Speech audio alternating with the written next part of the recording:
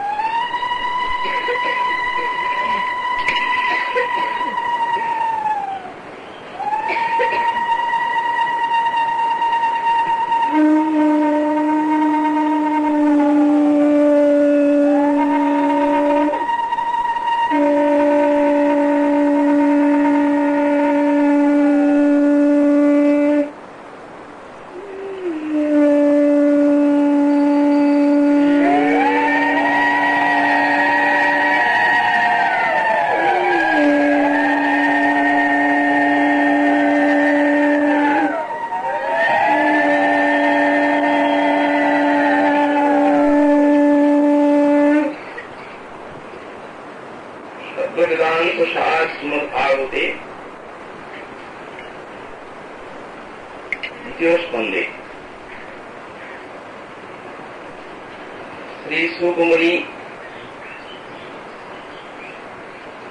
এবং মহারাজের প্রসঙ্গের উপক্রমে দেখা যায় মহারাজ পরীক্ষিত ব্রহ্মশাপগ্রস্ত হয়ে গঙ্গা তটে প্রাণাপদর্শনের সংকল্প গ্রহণ করেছেন। তাঁর সেই সংকল্প শ্রবণ করে সারা দেশ দেশান্তের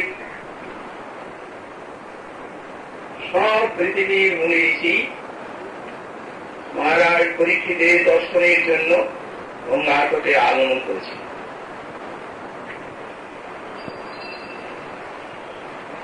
মহারাজ পরীক্ষিত এই সব দুর্লভ দর্শন মুনি ঋষিগণের সাক্ষাৎকার লাভ করে আর নিজেকে ধন্য এবং কৃতার্থ বলে মনে করেছেন। তাদের চরণ সান্নিধ্যে তার জীবনের যে চরম প্রশ্ন সেইটি উপস্থাপিত করছে।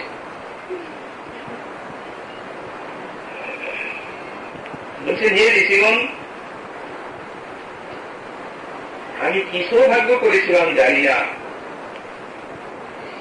যার জন্য আমার এই জীবন অবসান কালে দুর্লভ দর্শন আপনারা যুগপৎ আমাকে এসে দর্শন দান করেছেন। আপনাদের শ্রীচরণে আমি নিবেদন করি, মুনি সাথে আমার মাত্র আর 7 দিন আয়ু। এই 7 দিনের মধ্যে আমি কি উপায়ে পরমার্থ লাভ করতে পারি, আপনারা কৃপা করে এই 7 দিনের কর্তব্য আমায় উপদেশ দিন। মুনিগণের নিকটে মহারাজ পরীক্ষিত এই 7 দিনে তার কি কর্তব্য, এই প্রশ্নটি রেখেছেন। আমাদের মহামুনি বেদের ব্যাস তিনি বলছেন, নাসা ঋষির দৃশ্য মতন্ন ভিন্ন, অর্থাৎ জগতে এমন ঋষি নেই যার মত আর একটি ঋষির থেকে পৃথক নয়। যত মুনি তত মত। কেউ বলছেন, মহারাজ এই 7 দিনে আপনি যাগযজ্ঞ করুন, সর্বসুখ লাভ হবে। তার কথা শুনে অন্য কোন ঋষি বলছে, মহাশয়, আরে তার 7 দিন মাত্র আয়ু, যজ্ঞের সব সম্ভার সংগ্রহ করতেই তো দিনের পর দিন লেগে যায়। 7 দিনে কি যজ্ঞ হবে? ও তো বছরের পর বছর লেগে যাবে যজ্ঞ করতে। 7 দিনে আর কি যজ্ঞ করবেন উনি?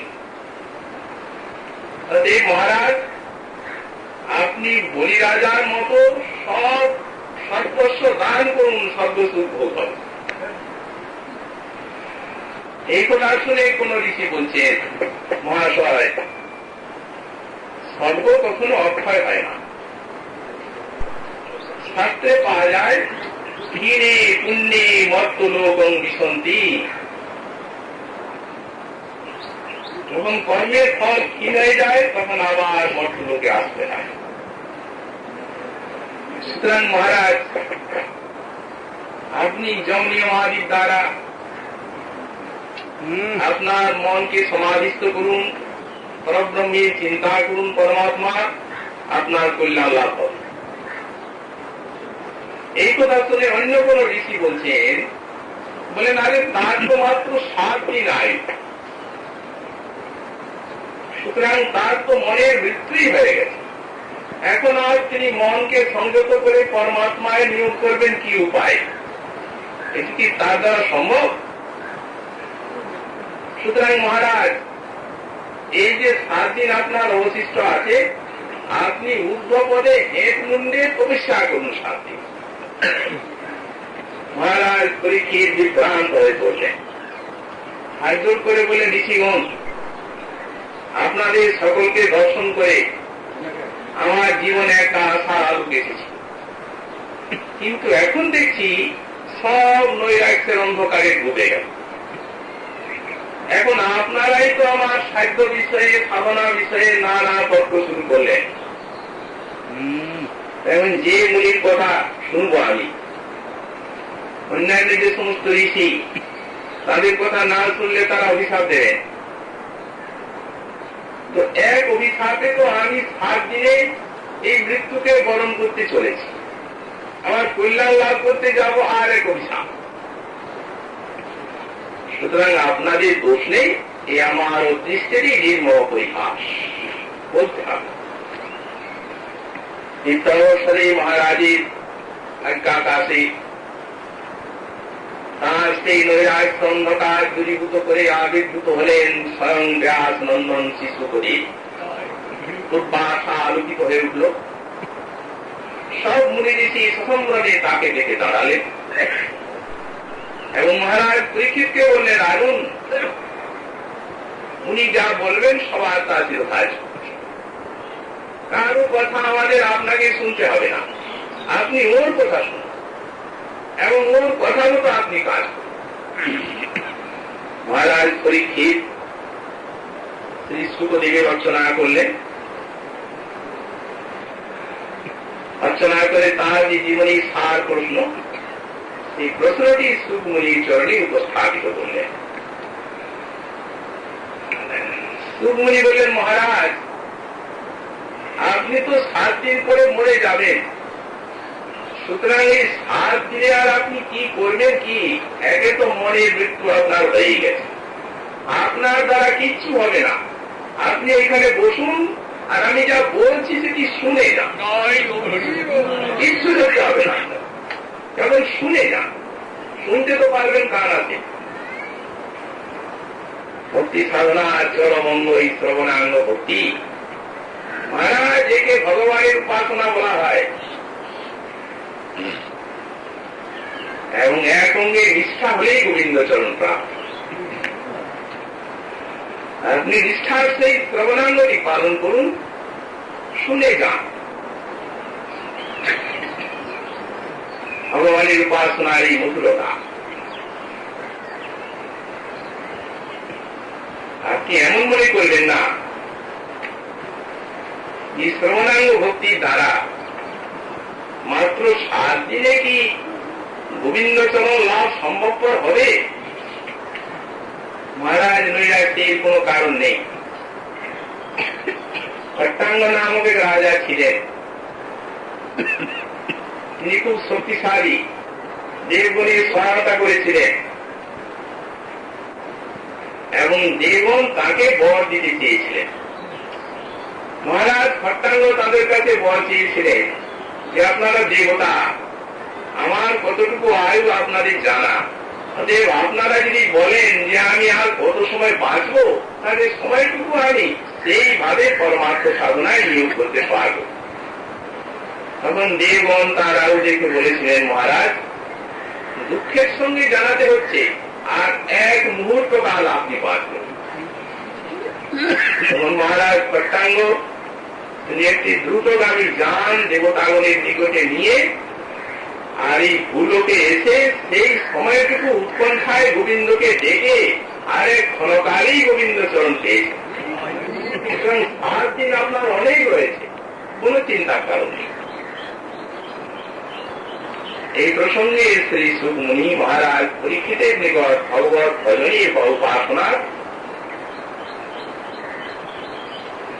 সাধনগত এবং সাহায্যগত মধুরতার কথা বলছেন একটি শ্লোকে। এবং সচিত্তে সতৈব সিদ্ধ আত্মা প্রিয়োর্থ ভগবান অনন্ত সংনিবৃত নিয়তার্থ ভজেত সংসার হেতু পরমশ্চ যত্র। মহারাজ যে ভগবানের উপাসনার কথা বললাম, এই ভগবানের উপাসনার মতো এত সহজ সরল মধুর সাধনা আর শ্রুতি শাস্ত্রে অন্য দেখা যায় না। নিগম শাস্ত্র বিপুল, তার 3টি ভাগ, একটি কর্মকাণ্ড, একটি জ্ঞান কাণ্ড আর একটি উপাসনা কাণ্ড। কর্মকাণ্ড যাগযজ্ঞ ইত্যাদি, তাতে সাধকগত, সাধনগত এবং ফলগত বহু বাধা বিঘ্ন এবং অনেক অনিষ্ট দেখা যায়। যিনি কর্মের সাধনা করবেন অনাদ্য ব্যক্তি পাওয়া যায়, কারণ যাগযজ্ঞের সম্ভার সব সংগ্রহ করতে হবে, রাজা পাওয়া যায়, অধিকারের বিচার আছে। যাগযজ্ঞ যে করবেন বৈগুণ্য বাহুল্যেন ঋষিবৎ ফল নিশ্চয় ভাবা, এত বৈগুণ্য বাহুল্য আছে যে ফল যে হবে তার কোন নিশ্চয়তা নেই, বরং উল্টো ফল হয়ে যায়, সম্পূর্ণ বিপরীত। যেমন ভাগবতে দৃষ্টান্ত পাওয়া যায়, 10টা ঋষি তার সন্তানকে নিধন করেছিলেন ইন্দ্র। তখন তিনি ইন্দ্রকে বিনাশ করার জন্য একটি যজ্ঞ করেছিলেন। যজ্ঞটি সম্পূর্ণ সুন্দরাং রূপে অনুষ্ঠিত হয়েছিল, পুরো সর্বাঙ্গ সুন্দর রূপে। তারপর যখন পূর্ণাহুতি দিচ্ছেন, তখন ঋষি বলছেন, ইন্দ্র শত্রু বিবর্ধস্ব, অর্থাৎ এই যজ্ঞের থেকে আমার এমন একটা সন্তান হোক যে সন্তান ইন্দ্রকে বধ করবে। কিন্তু সংস্কৃত ভাষা বলার একটা এমন নীতি আছে, নিয়ম, যে কথাটা বলতে হবে কি, ইন্দ্র শত্রু বিবর্ধস্ব, ইন্দ্র শব্দটি বলতে হবে অনুদাত্ত স্বরে, আর শত্রু শব্দটি বলতে হবে উদাত্ত স্বরে, তবে যে ছেলেটি জন্মাবে সেই ইন্দ্রকে মারবে। কিন্তু ভগবানের ইচ্ছায় এত বড় ঋষি জ্ঞানী, তারও শর্ত উল্টো হয়ে গেল। উনি বললেন কি, ইন্দ্র শত্রু বিবর্ধস্ব, ইন্দ্র শব্দ উদাত্ত হয়ে গেল, শত্রু শব্দ অনুদাত্ত হয়ে গেল। ফলে অর্থ হল কি, এই যজ্ঞের থেকে যে ছেলে জন্মাবে তাকে যেন ইন্দ্র বধ করে, হয়ে গেল একেবারে। এ তো যাগযজ্ঞের ফল।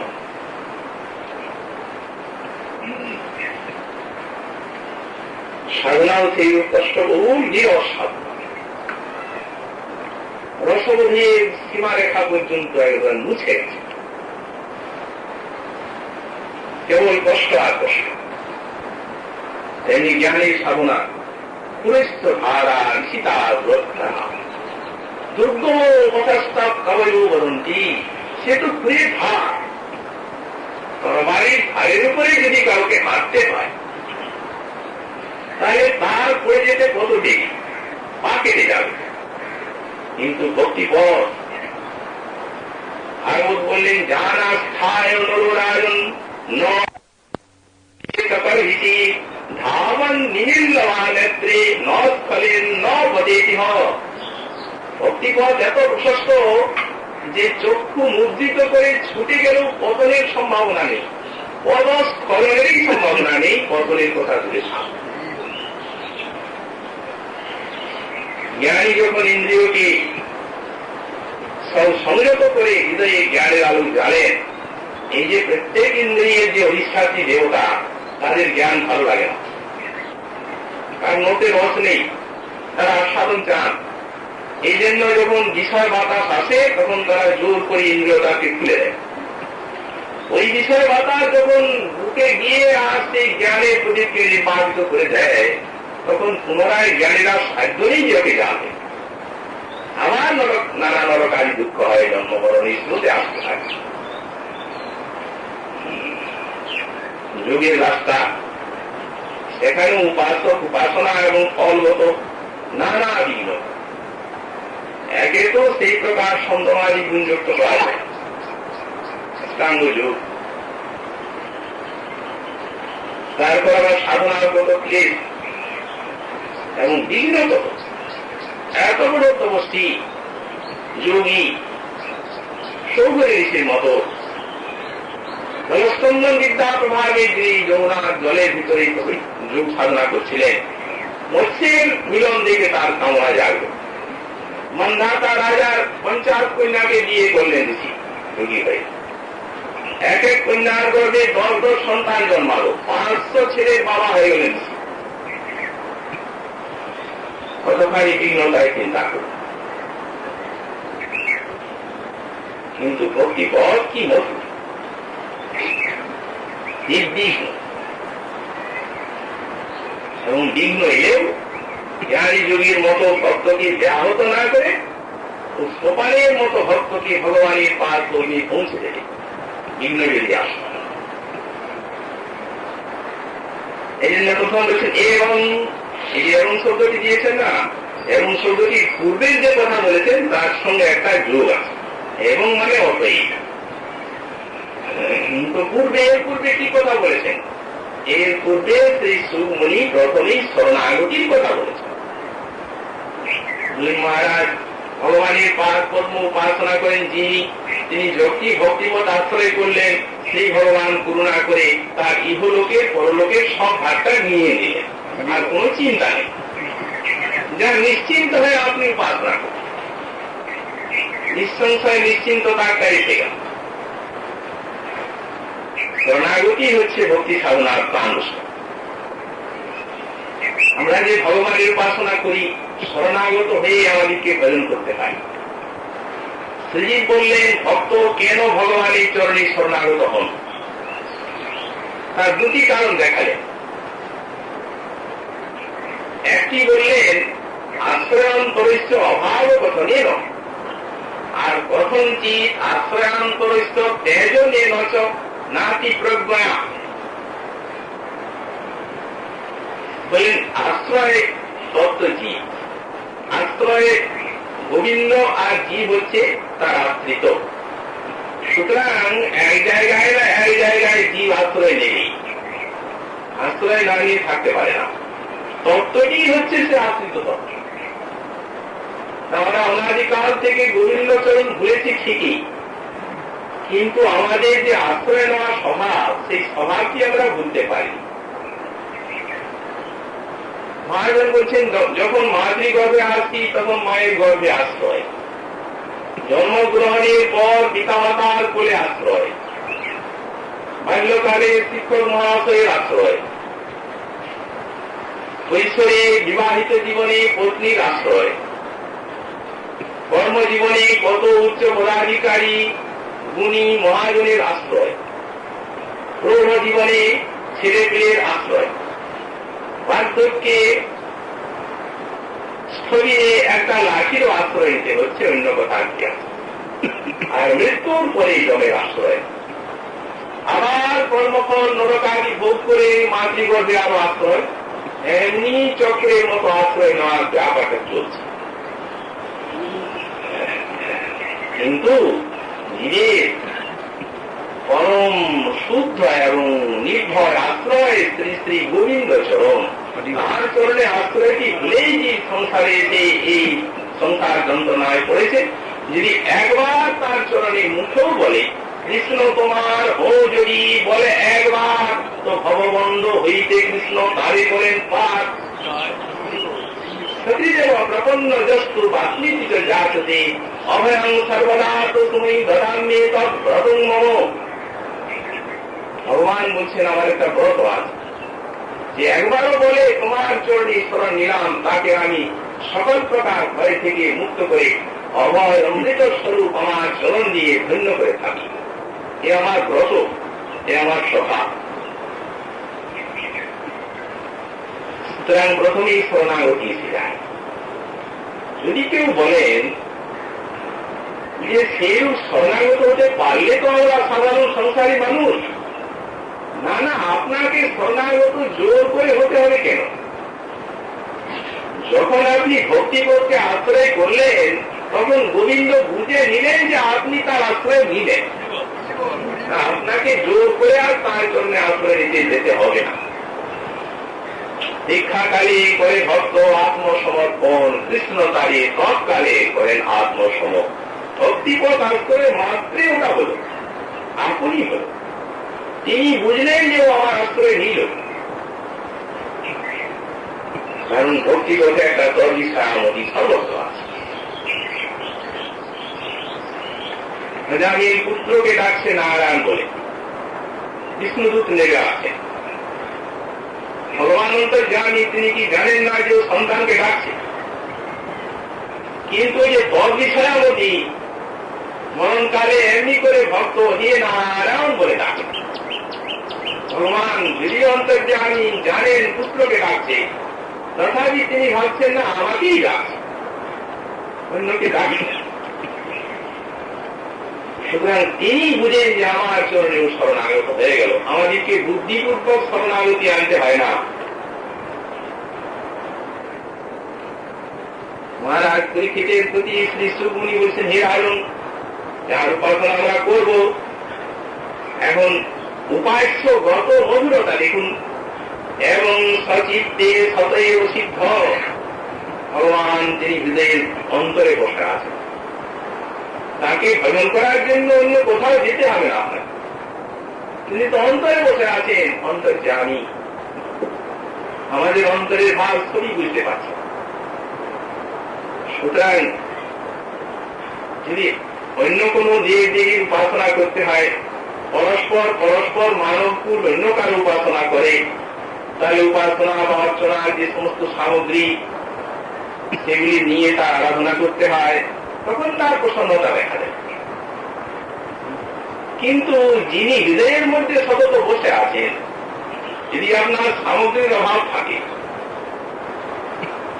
আর আপনার মনে যদি উপাসনার ভাব থাকে, হৃদয়ে বসে আছে, সে সেইটি গ্রহণ করবেন।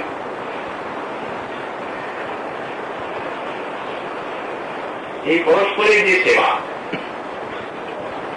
মনে করুন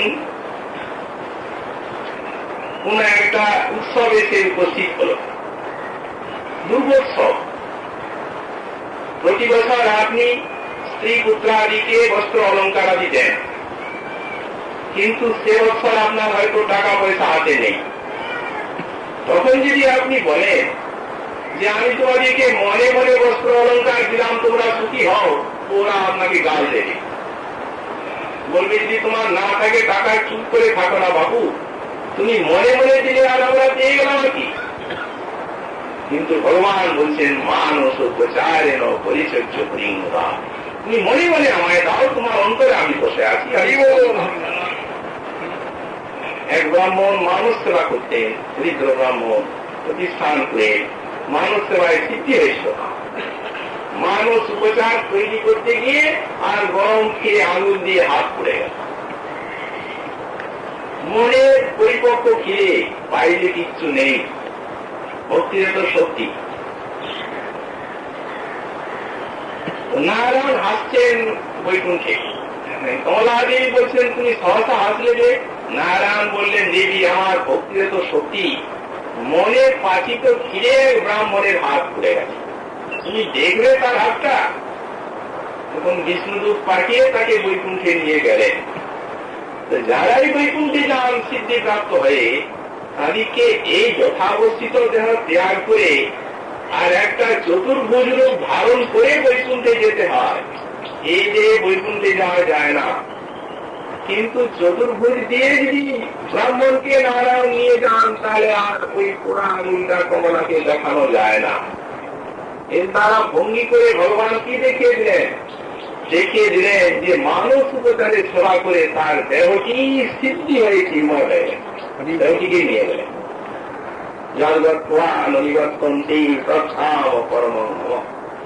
যেখানে গেলে আর ফিরতে হয় না, অন্তরতম প্রদেশে বসা। এমন উপায় তো তত্ত্ব আর পাওয়া যাবে। তারপরে বললেন আত্মা প্রিয়র্থ ভগবান অনন্ত, তিনি হচ্ছেন আত্মা, আত্মারও আত্মা।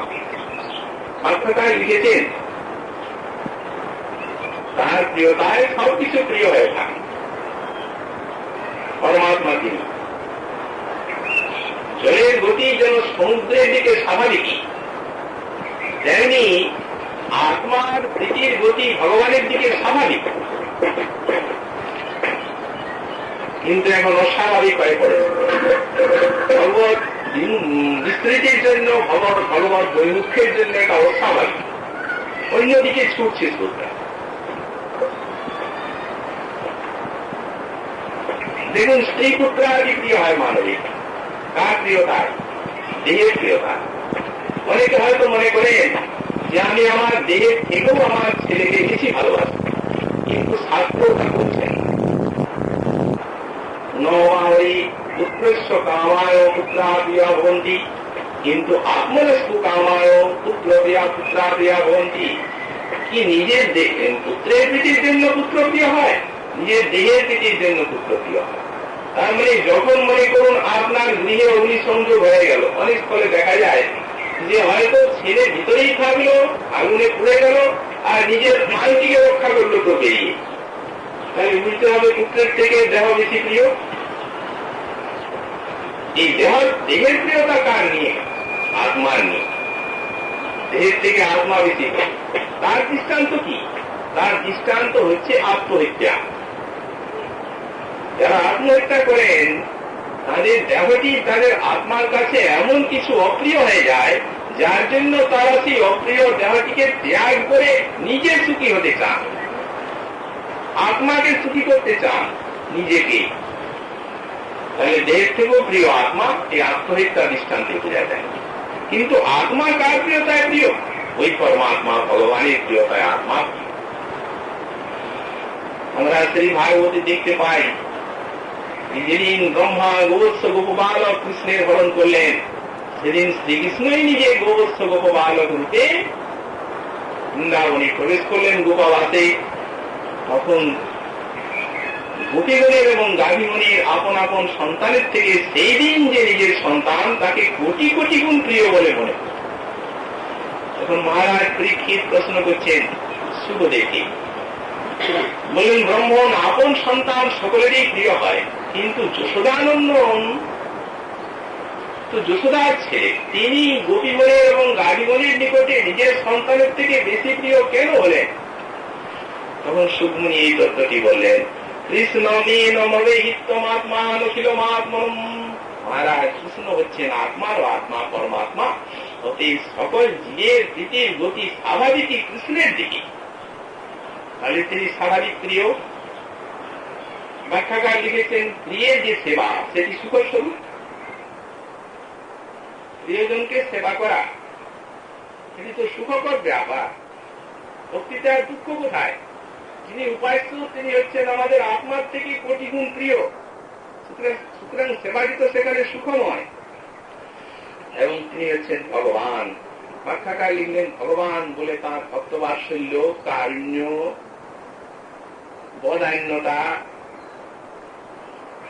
দয়ালুতা এবং সামর্থ্য ইত্যাদি গুণ রাজি রয়েছে। ভজনীয় গুণ, ভজন তাকে করতেই হবে, তার কারণ তার চরণ বিমুখেই জীবের সংসার গতি। তার ভজন ব্যতীত সংসার দুঃখ জীবের অন্য কোন উপায়ে নিবারণ হবে না। এই জন্য ভগবান শব্দটি দিচ্ছেন, ভজনীয় গুণ তাতে আছে। ভক্তবাৎসল্য, এই ভক্ত বাৎসল্য গুণে শ্রী ভগবান বৃন্দাবনে দেখুন সর্বারাধ্য তত্ত্ব হয়ে নন্দ মহারাজের পাদুকা যুগল মস্তকে ধারণ করে বহন করেছেন। বিভু তত্ত্ব হয়েও মা যশোদার সামান্য রজ্জু বন্ধন অঙ্গীকার করেছেন। সর্বারাধ্য বস্তু হয়েও শ্রীরাম গোপকে স্কন্ধে করে বহন করেছেন এই ভক্ত বাৎসল্য গুণে, এবং সর্বারাধ্য তত্ত্ব হয়ে ভগবান উচ্ছিষ্ট ভোজন করেছে। কত কত সুন্দর সুন্দর মধুর লীলা প্রকাশ করেছেন নিত্য তৃপ্ত ভগবান। সুতমুনি একটি লীলা বলছেন একদিন যশোদার প্রাঙ্গণে তিনি খেলা করছেন বাল্য লীলা অবস্থায় কতগুলি বাৎসল্যবতী গোপী গোপালকে দর্শনের জন্য এসেছে। প্রত্যেক দিনই আসেন, তো তাকে খাবার জন্য কিছু সন্দেশ তৈরি করে নিয়ে এসেছেন তারা। তিনি বিস্তৃত প্রাঙ্গণের একদিকে আপন মনে নৃত্য করছিলেন, সেটি নৃত্য গোপাল। দূরের থেকে তারা সে নিত্য মাধুরী দর্শন করে আর এগিয়ে যাচ্ছে।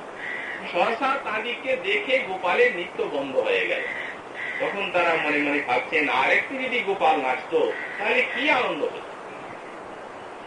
মনে মনে ভাবছেন আমাদের কাছে ওকে নাচিয়ে নেওয়ার উপকরণ রয়েছে, এই জন্য বের করছেন সেই মিষ্টান্ন। ওরে গোপাল এই দেখ, দেখিয়ে সঙ্গে সঙ্গে ঢুকাচ্ছে।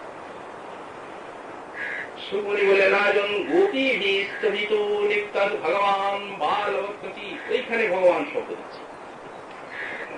সুমনি বললেন মধুর রজল্লা বর্ণনা করে যাচ্ছেন, কিন্তু ভগবান শব্দ ওই জায়গায় কেন দিচ্ছেন? বললেন দেখুন মহারাজ নিত্য তৃপ্ত স্বয়ং ভগবান, কিন্তু ওই গোপীগণের সন্দেশটি দেখেই তিনি লুপ্ত হয়ে গেলেন। স্তভিত সকল সন্দেশ দেখিয়ে গোপী তাকে লুব্ধ করে তুলল। ভগবান হলে কি হবে? লুব্ধ হলেন ভক্ত বাৎসল্য গুণে। কারণ ওই সন্দেশ সাধারণ নয়, বাৎসল্যবতী গোপীগণের হৃদয়ের প্রগাঢ় বাৎসল্য প্রেম রস ওই সন্দেশে ওতপ্রোত ভাবে মাখানো, বাৎসল্য প্রেম রস দিয়ে গড়া ওই সন্দেশ। এই জন্য ছুটে যাচ্ছেন আকৃষ্ট হয়ে তাদের দিকে, বসন্তরে আকর্ষণ করছেন, সন্দেশ দাও সন্দেশ দাও। গোপীগণ বলছেন দেখ গোপাল শোন, এমনি দেবো কি, একটু নাচ। সুকমণি বললেন মহারাজ গোপী বিস্তবিত নিত্য ভগবান বালবৎপতি, সাধারণ বালককে যেন কোনো মা কোন মিষ্টান্নের লোভে নাচিয়ে নেন, তেমনি অনন্ত কোটি ব্রহ্মাণ্ড যার মায়া নাটে প্রতিনিয়ত নৃত্য করছে, আর সেই স্বয়ং ভগবান হে মহারাজ গোপিকাগণের সন্দেশের লোভে তাদের কথার সঙ্গে সঙ্গে নৃত্য করতে আরম্ভ করে। নৃত্য করতে করতে সন্দেশ চাচ্ছে দাও, এই তো নাচলাম। গোপীগণ বলছেন গোপাল শোন বলি, একটা গান গা। ধীরে ধীরে গোপাল গানটি শুরু করেছে। গোপীগণ বলছে একটু জোরে গান, আরে মিষ্টি দেব একটু আস্তে গাইছিস কেন? তখন সুকমণি বলছেন উদ্গায়তি ভগবান গোপী বিস্তবিত নিত্য ভগবান বালবৎপতি উদ্গায়তি ক্বচিন মুগ্ধ স্তবসু দারুযন্ত্র। দারুযন্ত্র শব্দ আছে, তদ্বশ তাদের প্রেমের অধীন হয়ে ভগবান দারু যন্ত্রের মতো তাদের ইচ্ছার স্রোতে গা ঠেলে দিয়ে অধীনের দিকে ভেসে চলেছে। মুগ্ধ শব্দটি আছে, সর্বজ্ঞ ভগবান আজ এই ভক্তবাৎসল্য গুণে এত মুগ্ধ, আত্মহারা। ভালোবেসে কিভাবে ভগবানকে আত্মহারা করতে হয় এই ব্রজের প্রেম তা জানি। আমরা শ্রীরূপ গোস্বামী পাদে বিদ্যাবলী গ্রন্থে শ্রী বিল্লমঙ্গল ঠাকুরের একটা শ্লোক দেখতে পাই। উনি বলছেন যে মা যশোদার কতকটা নবনীত চুরি করে কৃষ্ণ পালিয়ে যাচ্ছেন, গোপনে ওই নবনীতটি খাবে। একটা বছরে পালাতে পালাতে হঠাৎ অলিন্দের একটি মণিময় স্তম্ভের পাশ দিয়ে যাচ্ছেন, তখন নিজে প্রতিবিম্বটি সেই মণিময় স্তম্ভে পড়ে গেল। সংমিশ্রণ নবনীতম মন্ত্রিকমণি স্তম্ভে সবিম্বোত্তম। নবনীত চুরি করেছেন, খাওয়ার জন্য গোপনে যাচ্ছে, তখন যেতে যেতে যেমনি ওই মণিস্তম্ভে নিজের ছবিটি পড়লো, সেইখানে ভয় পেয়ে দাঁড়িয়েছে। মন্যে মুগ্ধতারা কুমার মকরম, এত মুগ্ধ সর্বজ্ঞ ভগবান, তিনি ভাবছেন ওই যে আর একটি ছেলে আমাকে এই নবনীত চুরি করতে দেখে ফেললো, ও তো মাকে বলে দেবে, তখন তো মা আমায় মারবেন। নিজেরই প্রতিবিম্ব পড়েছে কিন্তু নিজে চিনতে পারছে না। সর্বজ্ঞ ভগবান হাত জোড় করছে, মনমিত্রং হি ভগবান ময়াত্র ভবতু ভাগা সমকল্পিত, হে বন্ধু তুমি আমার বান্ধব, দেখো অর্ধেক তোমার অর্ধেক আমার, এটি ভাগ করবো, একা খাবো না। আমার মাকে কিন্তু বলে দিও না, মা আমায় মারবে। ভক্তবাৎসল্য ভগবান কি কত কি মনোহর সোপানে না দিয়েছে তাই চিন্তা করি। আমাদের মহাজনগণ বললেন, জীব যত সাধনার দ্বারা প্রেম ভক্তি ত্যাগ বৈরাগ্য জ্ঞান ইত্যাদি সোপানের উপর দিকে উঠে যান, তত যেমন জীবত্বের বিকাশ, তেমনি ভগবান যত প্রেমের সোপানে নিচের দিকে নেমে যান, তত তার ভক্তবাৎসল্যের বা ভক্তির ভগবানের ভগবত্তার বিকাশ। বৃন্দাবনে দেখ ভক্তবাৎসল্যের টানে তিনি কি হয়েছে, কিনা বলে কিনা করে ভক্তের কারণে জ্বলন্ত অনল কৃষ্ণ ভক্ত লাগি খায়, ভক্তের কিঙ্কর হয় আপন ইচ্ছায়। উদ্ধব মহাশয়কে বললেন, যে উদ্ধব, এই যে আমার ভক্ত বাৎসল্য, এই ভক্ত বাৎসল্যের যে অর্থ তুমি জানো কি, কেন আমায় লোকে ভক্তবৎসল বলে? উদ্ধব মহাশয় বললেন, প্রভু সে তোমার মহাগুণ, কারণ ভক্তকে এতই ভালোবাসো যে ভক্তের পেছনে পেছনে ধাবিত হও। একটা বাৎসল্যবতী গাভীর পেছনে যে প্রকার বৎসটি ধাবিত হয়, সেই প্রকার ভক্তের প্রেম রস আস্বাদনের জন্য তুমি তার পেছনে পেছনে যাও, এই জন্যই তোমার নাম ভক্তবৎসল। ভগবান বললেন, হে উদ্ধব, আমার নিজেরও কিছু কাজ আছে, সেইটি বল। উদ্ধব মহাশয় বললেন, তোমার আর নিজের কি কাজ? তোমার কাজ হচ্ছে তার হৃদয়ের প্রেম রসের আস্বাদন। বললেন, না হে, আর এক কাজ, বিনা স্বার্থে কেউ কাজ করে না, সেইটি বল। তো মহাশয় বললেন, প্রভু সেটি আমার বুদ্ধির অগোচর, তুমি জানিয়ে দাও। ভগবান বলছেন, দেখো উদ্ধব, ভক্তের পায়ের ধুলো আমার বড়ই দরকার, কিন্তু যদি আমি ভক্তের কাছে তার পায়ের ধুলো চাই তো সে তো দেবে না আমায়। এই জন্য ভক্তের পেছনে পেছনে যাই, আর যেখানে তার চরণ পড়ে সেই স্থানের ধুলিগুলি নিয়ে আর সারা অঙ্গে মেখে আর নিজে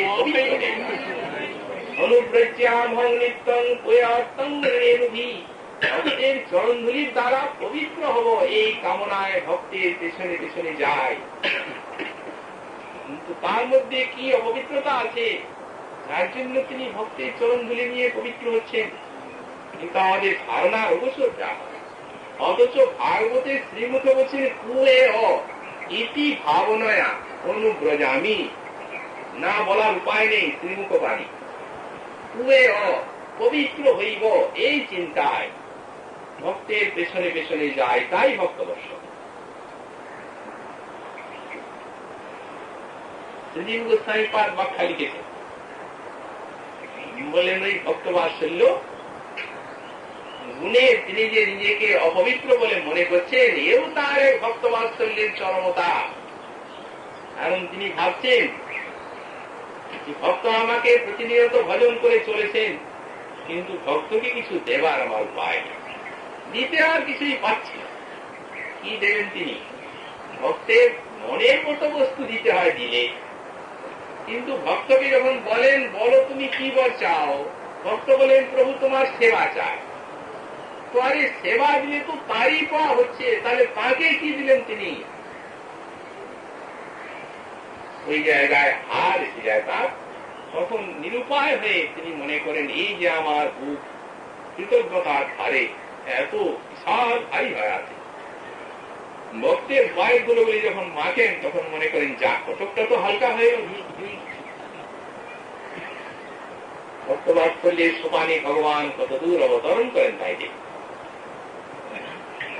সুতরাং ভজনীয় গুণ ভগবানের ভক্তবাৎসল্য, ভজনের আভাসই একবারে থাকতে পারে। আর সাক্ষাৎ ভজনের কথা দূরে থাক। তেমনি কারুণ্য একটি গুণ। আমাদের মহাজনগণ বললেন দেখুন, করুণা ভগবানের নিজস্ব সম্পদ। এই বিশ্বে 5টি তত্ত্ব দেখা যায়, এক ভগবান, এক জীব, এক মায়া, একটি কাল, আর একটা কর্ম। শ্রী বলদেব বিদ্যাভূষণ পাঠ লিখেছেন তার দর্শন শাস্ত্রে, যে 5টির মধ্যে করুণা হচ্ছে ভগবানের নিজস্ব বস্তু। জীবে, মায়ায়, কালে, কর্মফলের উপরে ভগবান কৃপাবস্তু রাখেননি। মায়া আমাদের বন্ধন করেছে, সুতরাং যে বন্ধন করে সে ছাড়াতে পারে নিশ্চয়ই। যদি আমরা ভগবানের চরণে না গিয়ে মায়ার নিকটে শরণাগত হই এবং মায়াকে বলি, হে মায়া, তুমি যখন বন্ধন করেছ তখন আমাকে ছেড়ে দিতে পারো, অতএব দয়া করে আমায় ছেড়ে দাও। মায়া কি ছেড়ে দেবে? মায়া বলবে, আপনি কোনদিন সাধুসঙ্গ করেননি? ভগবান শ্রীমুখ বাণী বলেছেন, গীতা পড়েননি কোনদিন? যেমন এখানে দেখলেন, দৈবী যে গুণময়ী মম মায়া দূরত্বয়া মামে বোধে প্রপদ্যন্তে মায়াবে তান্তরঞ্চিতে। ভগবান বলছেন, আমার কাছে শরণাগত হলে তবে মায়া ছাড়বে, মায়ার কাছে শরণাগত হলে মায়া ছাড়বে না। তার মধ্যে আমি কৃপা রাখি, আমার কাছে শরণাগত। কৃষ্ণ বহির মুখ হইতে মায়া হইতে হয়, আর কৃষ্ণ মুখে ভক্তি হয় তবে মায়া যায় হয়, তা না হলে যাবে। যদি আমরা কালের কাছে যাই, কাল তুমি আমার আরোকে প্রতিনিয়ত হরণ করছো, দয়া করে আমার আরো ছেড়ে দাও। কাল বলবে, আপনি ভাগবত পড়েননি কোনদিন, শোনেননি? মহামণি বেদব্যাস লিখে রেখেছেন, এই সূর্যদেব উদিত হয়ে অস্ত দিয়ে প্রতিদিন এক দিন করে জগতের জীবের আয়ুকে হরণ করে নিচ্ছেন, কিন্তু এক শ্রেণীর মানুষের পারেন না। তারা কারা? বললেন, যারা জীবনে এক কোন গোবিন্দ কথায় অতিবাহিত করেছে তাদের আয়ুকে কাল হরণ করতে পারে না। আয়ুর হরতি বৈ মুক্তন নস্তঞ্চ জন্মসৌ ঐশ্বর্যেজ খননিত উত্তম শ্লোক বার্তায়া। সুতরাং ভগবানের কাছে যান, আমার কাছে কৃপা ভগবান রাখেন, কর্ম ফল দেবে, জীবের মধ্যেও করুণা থাকে না। মহাজন বললেন, অসমর্থস্যৈব করুণা দুঃখাইব সম্মতা। করুণার কাজ হচ্ছে, যদি কেউ মায়াবন্ধনের থেকে মোচন করে ভগবানের পাদ বদলে পৌঁছে দিতে পারে তবে তিনি করুণাময়। কিন্তু আমি নিজেই বন্ধনে আছি, আপনাকে কৃপা করে কি করে মায়াবন্ধন মোচন করে দিতে পারি? তাহলে অসমর্থ আমি। আমার যদি কৃপা আপনার দুঃখ দৈন্য দেখে আসে, তাহলে এই কৃপা আমাকে দুঃখই দেবে, তাছাড়া কি? কিন্তু ভক্তের ভিতরে করুণা আছে, তারা পারেন। আমাদের মহাজন বললেন, ওটা গোবিন্দেরই কৃপা, যাতে সমগ্র বিশ্ব জীব সেই কৃপা পেয়ে ধন্য হয়। এই জন্য ভগবান সেই কৃপাকে নিজে না রেখে ভক্তের ভিতরে দিয়েছে, এই জন্য ভক্ত করুণা করতে পারে। সেটি ভগবানেরই কৃপা, অতি কৃপা ভগবানের নিজস্ব। এখন করুণাময় তিনি ঠিক, সকলের উপরেই তার সমান করুণা ঝরে পড়ছে, কিন্তু শরণাগত না হলে সেই করুণার অনুভূতি আসে না। ভগবানের পাদ পদ্ম আশ্রয় না নিলে, ভজন না করলে সেই করুণার অনুভূতি আসবে না। আমরা পদ্মপুরাণে দেখতে পাই, ব্রহ্মা একদিন ভগবানের নিকটে একটি প্রশ্ন করছেন, হে ভগবান, এই যে তুমি ভক্তবৎসল এবং ভক্তের উপরে তুমি কৃপা করো, এইটি কিন্তু তোমাকে অনেক সংকীর্ণ করে দিয়েছে, ছোট করছে। তার কারণ তুমি যদি জীব বৎসল বলাতে তো ভালো, সব জীবই তোমার সন্তান, কতগুলি লোক তোমাকে ভজন করবে, তাদেরকে তুমি দয়া করবে, আর যারা তোমার ভজন করবে না তুমি তাদেরকে কৃপা করবে না। একই কথা, তোমার কৃপা সমগ্র জীব নির্বিশেষের উপরে ঝরে পড়া উচিত, কারণ তুমি তো সমগ্র বিশ্বপিতা।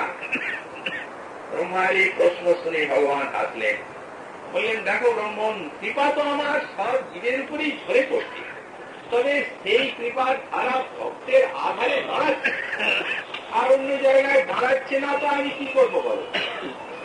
মেঘের জল, শ্রাবণের মেঘ, সমগ্র বিশ্বেই একভাবে বৃষ্টি করছে, কিন্তু খাদ যে জায়গাটা সেই জায়গায় জলের ধারা দাঁড়াচ্ছে, আর উঁচু পাহাড় জায়গায় ওটা গড়িয়ে যাচ্ছে। তার জন্য কি মেঘ দায়ী? ব্রহ্মা বলছেন, ভগবান সে তো তোমার কৃপা, তুমি যদি দয়া করো সব জীবকে, সবাই তোমার দয়া নিতে পারবে। ভগবান বলছেন, আমি দয়াই করছি না নাকি? আচ্ছা, একটা দৃষ্টান্ত না দিলে তুমি বুঝতে পারবে। ব্রহ্মা বললেন সব জীব তোমার দাস, তোমার পুত্র, তোমার সন্তান। সন্তানের মতোই আমি পালন করছি। দর্শন জ্ঞান সংস্পর্শই বৎসকুর্ম বিহঙ্গমা উষ্ণন্তি চন্দ্রপত্যানি প্রভাব বিপর্মজ। এই শ্লোকটি বলেছেন পদ্মপুরাণে, দৃষ্টান্ত দিচ্ছেন সব সন্তানের উপরে তার কি প্রকার করুণা ঝরে পড়ছে। ব্রহ্মা তো বললেন সবাই তোমার সন্তান। বললেন দর্শন জ্ঞান এবং সংস্পর্শের দ্বারা যেন মৎস্য কুরঙ্গ এবং মৎস্য এবং বিহঙ্গ পক্ষী আর পূর্ব করে সেইখানে ডিম হয়ে যায়। ডিমের সঙ্গে তার কোন সংযোগ সূত্র নেই। আবার নদীর জলে নেমে যায় এবং নদীর জলে নেমে সেই ডিমগুলোর মঙ্গল ধ্যান করে। ওই মঙ্গল ধ্যান প্রভাবে হয় কি, মঙ্গল ধ্যান প্রভাবে ধীরে ধীরে ধীরে ধীরে ডিমগুলো আস্তে আস্তে বাচ্চা হয়ে তার থেকে বাচ্চা প্রসূত হয়। ওই যে কুর্ম ডিম পেড়ে দিল আর নদীর জলে নেমে গেল, যদি এই সময় কুর্মটি মরে যায়, কচ্ছপটি কিংবা ধরা পড়ে যায়, তাহলে ডিমগুলি সব পচে নষ্ট হয়ে যায়। মঙ্গল ধ্যানটি পুষ্ট করে।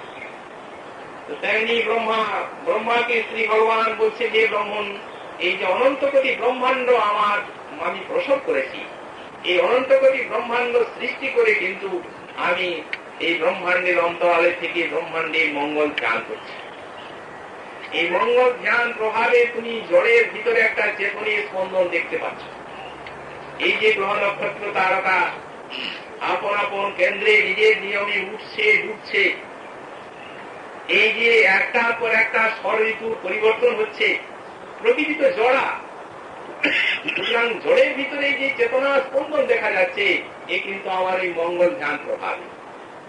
আমার সেই মঙ্গল ধ্যানের এক মুহূর্ত যদি বিরাম হয়, তাহলে ওই কচ্ছপের অন্ডের মতো সব ব্রহ্মাণ্ড পচে ছাই হয়ে যাবে, নষ্ট হয়ে যাবে।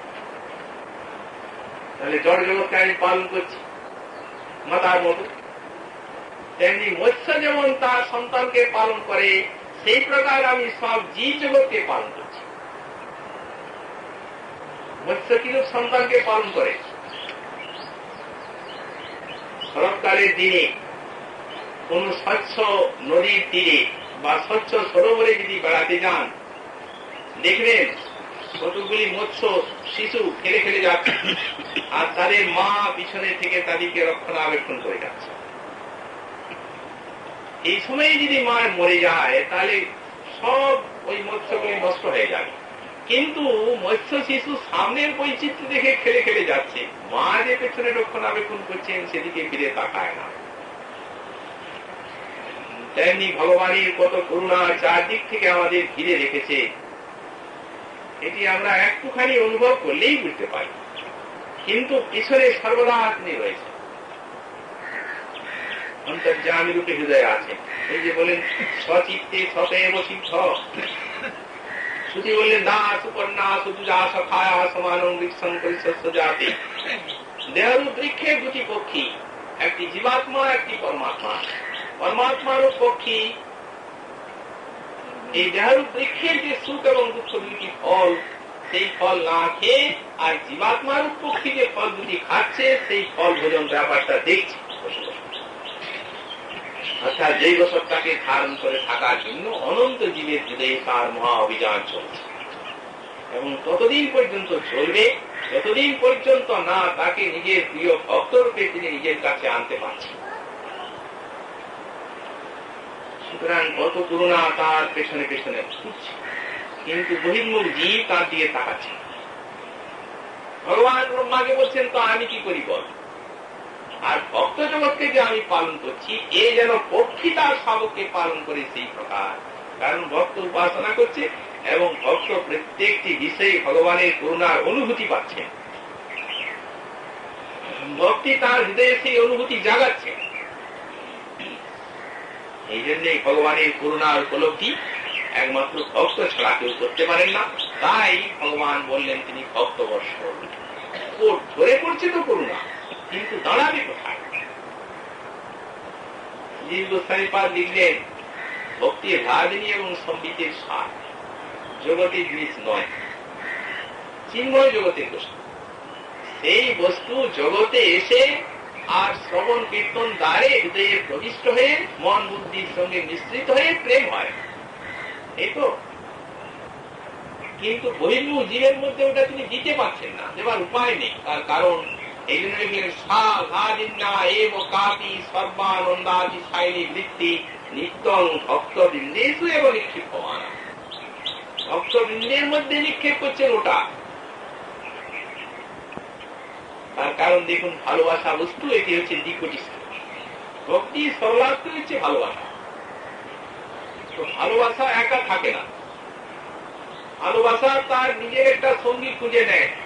এটি হচ্ছে ভালোবাসার স্বভাব। আমি যতই নিষ্ঠুর চিত্ত হই, আপনি যদি আমাকে 10 দিন ভালোবাসেন, তাহলে আপনার ভালোবাসা আমার নিষ্ঠুর চিত্তকে বিগলিত করে আর আপনাকে ভালোবাসা করাবেই। এটি ভালোবাসার স্বভাব। তো যদি স্বার্থপর জগতে পারস্পরিক ভালোবাসার এই রীতি হয়, যিনি সাক্ষাৎ ভালোবাসার অখণ্ড মূর্তি ভগবান, নিষ্কাম প্রেমের মূর্তি, তাকে যদি কেউ ভালোবাসেন বা ভালোবাসার ইচ্ছা করেন, তখন শ্রী ভগবানেরও ইচ্ছা হবে তাকে ভালোবাসবেন। কিন্তু ভালো তো বাসবেন, জীবের হৃদয়ের ভালোবাসা তো মাই, আর ভগবান সচ্চিদানন্দময়। মায়া শক্তির বৃত্তিকে আস্বাদন করে তিনি সুখী হতে পারবেন। এই জন্য ভক্তির রাজনী এবং সম্বিতের সার ভক্তবৃন্দেষু এবং নিক্ষিপ্যমান। সেখানের থেকে তো রাজনীকে পাঠাচ্ছে, কিন্তু রাজনী ভক্তের আধারে এসে দাঁড়াতে পারছে, কারণ ভক্ত ইচ্ছা করেছেন তাকে ভালোবাসবেন। আর প্রবিষ্ট যে হবে রাজনী, তো সে তো চিন্ময় বৃত্তি, কোন মায়ের বৃত্তিকে দাঁড় করে হৃদয়ে আসতে পারে না।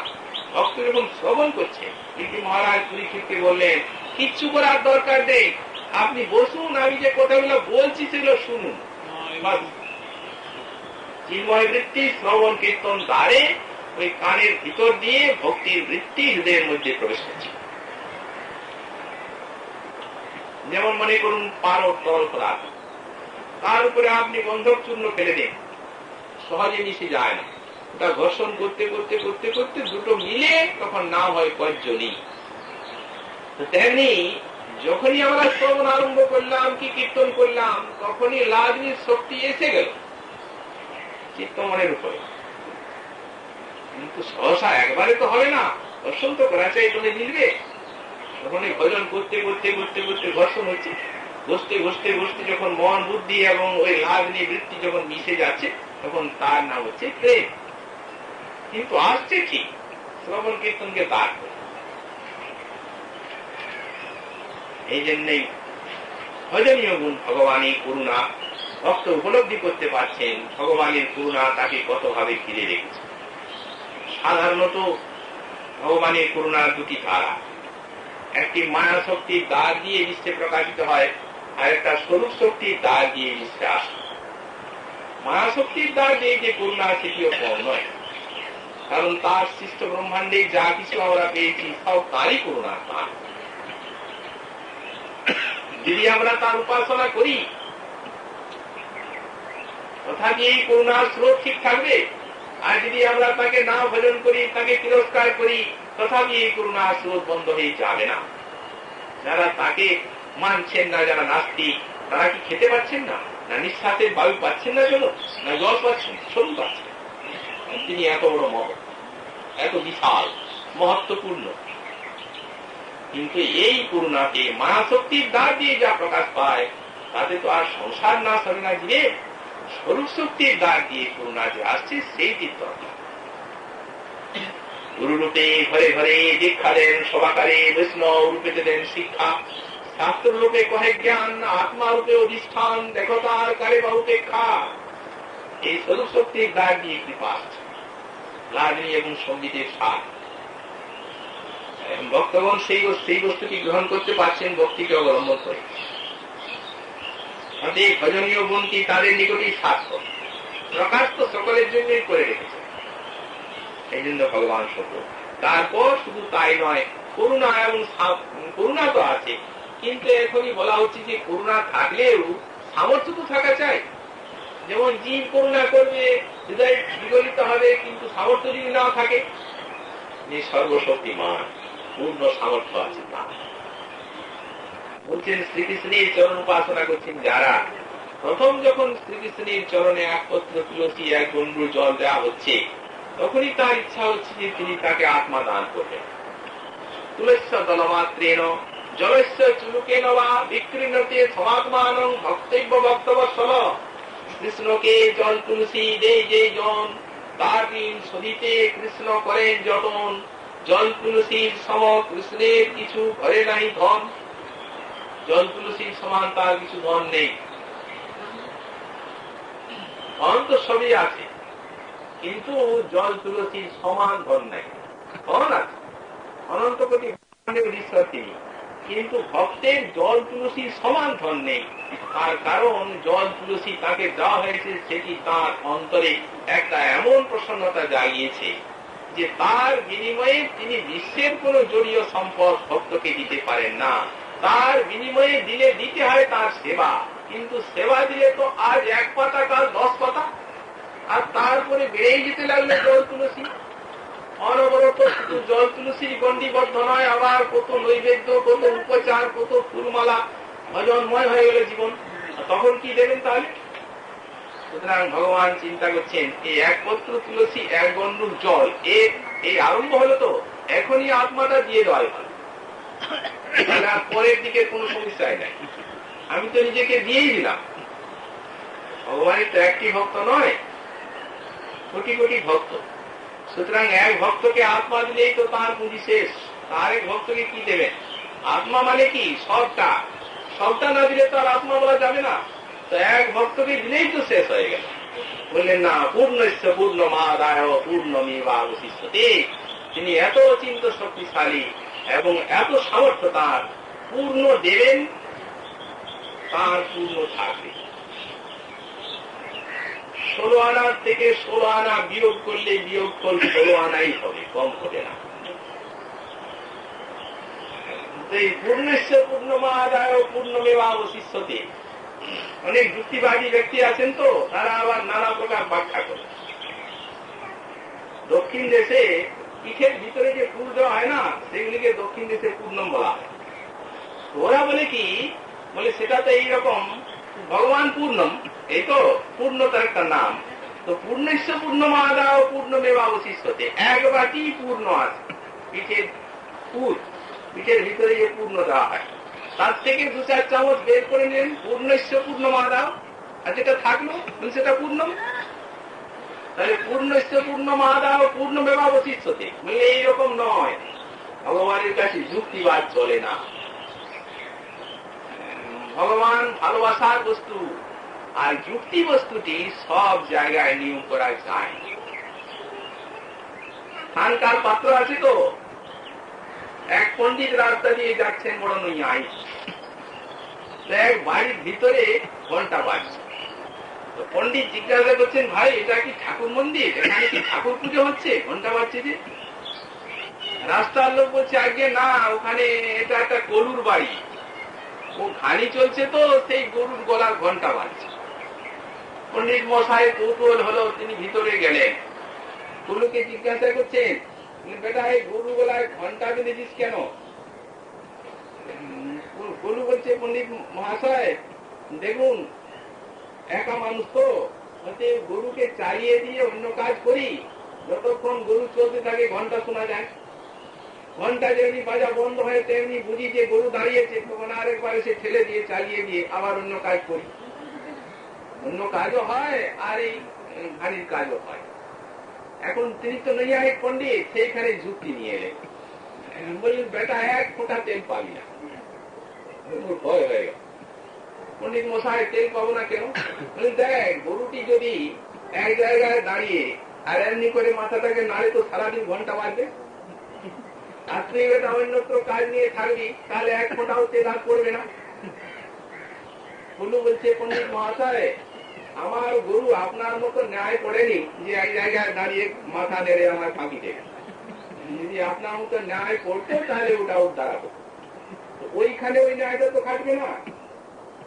সাধারণ একটা মানুষও বুঝে, কিন্তু ন্যায়বাদীগণ সেটা বুঝেন না অনেক ক্ষেত্রে।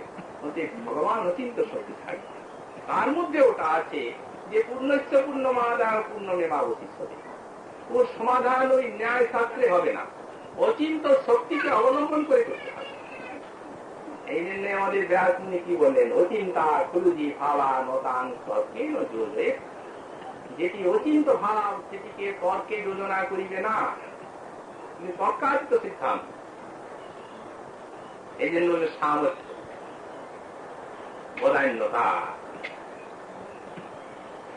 বদান্যতা গুণ তাতে আছে ভক্তবাৎসল্যের মধ্যে।